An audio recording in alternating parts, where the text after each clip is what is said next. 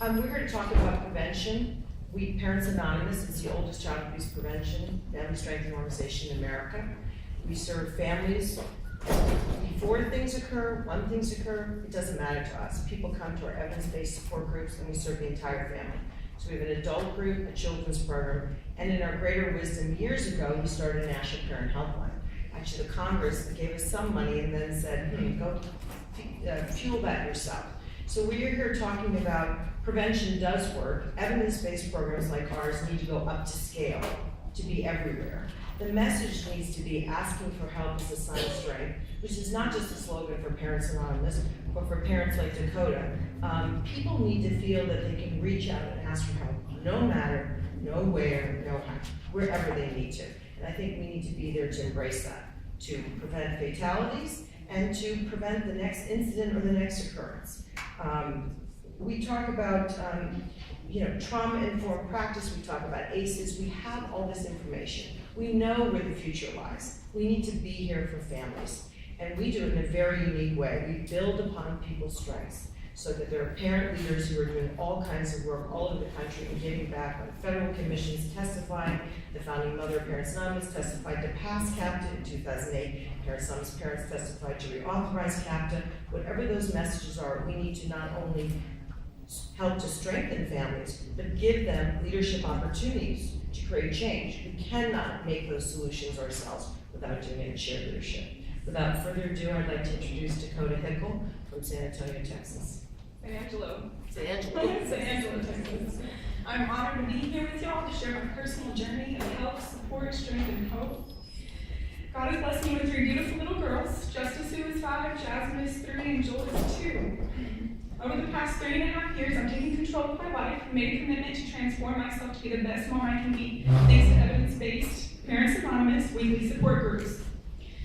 Reality for me came knocking on December 2nd, 2010, when I was arrested and started serving time for drug possession. I was charged with child endangerment, and my kids were taken into foster care. I was shaken to my core, and I realized I needed to change, because my kids needed and deserved a loving and nurturing mom. My heart ached for my 2 kids in foster care, and then I found out I was pregnant with my 3rd child while in jail, and I began my sobriety December 23rd, 2010.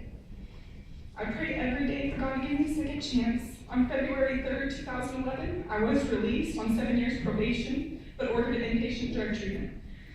I was successful because I committed to dealing with all my demons for the sake, to change our lives forever for the sake of 2 little girls in foster care and my unborn child. When I moved back to San Angelo with my newborn daughter, Joel, I knew I needed help and I needed it quick, and luckily I began attending Parents Anonymous in my hometown every week for the next 7 months. Going into my first meeting, I felt scared and ashamed, but with mutual support, I reached out to other parents, I received much in return, and I worked hard to create positive change in myself. I felt welcomed and encouraged, and I knew I wasn't alone anymore. Because they believed in me, they believed in my ability to be a good parent.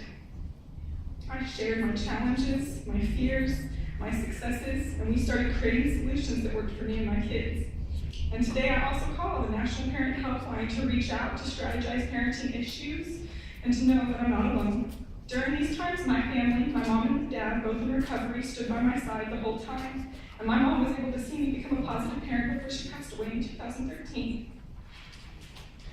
I'll never forget the day that came, April 13, 2012, a year and a half later. My kids finally got to come home.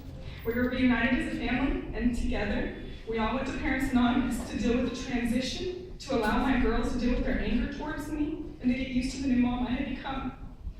United with their father, we built a solid foundation of our nurturing and loving family.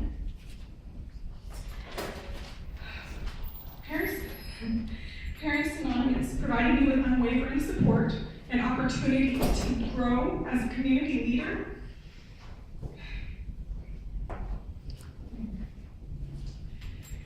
And make amends to my children. Today I remodel houses to support my family.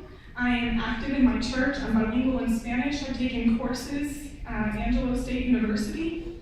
And I want to make a career to help other parents like myself to prevent child abuse and neglect, personal suffering, and ultimately children fatalities. I share my story to put a human face on this subject. I am one of thousands of Parents Anonymous parent leaders trying to make a difference by ensuring better outcomes for their families. It is my sincere hope to inspire others to seek help and support early, and that this commission will advocate for prevention resources to support Parents Anonymous programs and the National Parent Helpline nationwide and here in Texas. Thank you.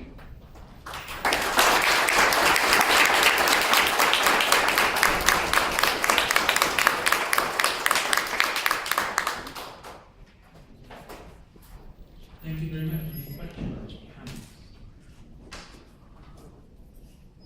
Commissioner Martin.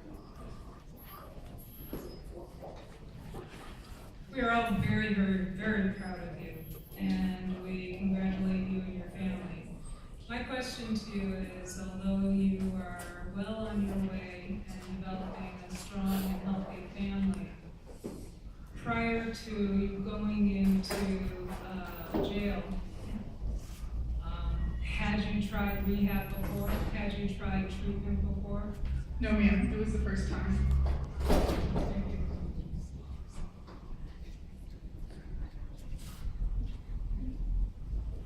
Thank you very much. We have materials to read. Great, thank you.